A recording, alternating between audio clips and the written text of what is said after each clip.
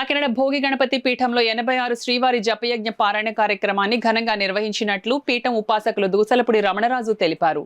కాకినాడ సూర్యారావుపేట దూసలపూడి వారి వీధిలో వేంచేసి ఉన్న స్వయంభు శ్రీ భోగి గణపతి పీఠంలో శ్రీవారి 86వ జపయజ్ఞ పారాయణ కార్యక్రమం నిర్వహించారు. పీఠం ఉపాసకులు తెల్లవారుజాము నుండి పీఠంలో స్వామివారికి పంచామృతాభిషేకాలు, విశేష పూజలు శాస్త్రోక్తంగా జరిపించారు.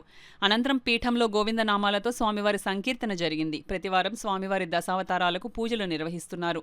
అందులో భాగంగా శ్రీ మత్స్యావతారంలో ఉన్న స్వామివారి ఉత్సవమూర్తికి పూజలు చేశారు. మహిళలు పిండి దీపాలను వెలిగించి స్వామివారికి సమర్పించారు. ఈ సందర్భంగా ఓ పీఠం ఉపాసకులు దూసలపూడి రమణరాజు మీడియాతో మాట్లాడారు.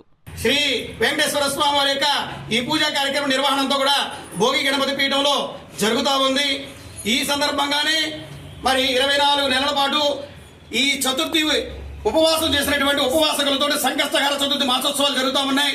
ఈ నెల 16వ తారీఖున 18వ సంకష్టహార చతుర్థి మాసోత్సవం ఉదయం 6:30 గంటలకి జరుగుతుంది.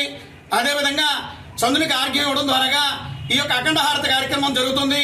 ఈ విధంగా 108 వారాలు జపయజ్ఞ పాలన పూర్తయిన తర్వాత తిరుమల తిరుపతికి బస్సు యాత్ర, కోల సంబరము, శ్రీదేవి భూదేవి సమేత దివ్య కళ్యాణ ఉత్సవము, భారీ అన్న సమారాధన కార్యక్రమాలతోటి ఈ కాంస కవచ యజ్ఞ ధారణ కార్యక్రమం పరిపూర్ణమవుతుంది. కాలజ్ఞాన సహితంగా స్వయంభు శ్రీ భోగి గణపతి స్వామి వారికి జరుగుతున్న కార్యక్రమాలన్నీ కూడా లోక కళ్యాణార్థం జరుగుతున్నటువంటి కార్యక్రమాలు. ప్రతి ఒక్కరు కూడా ఈ కార్యక్రమాలు పాల్గొవచ్చు. ప్రతి శనివారం కూడా సుప్రభాత వేళలో ఈ యొక్క పిండి దీపాలతోటి ఈ కార్యక్రమం జరుగుతుంది. ఓం నమో భగవతే వాసుదేవాయ నమః.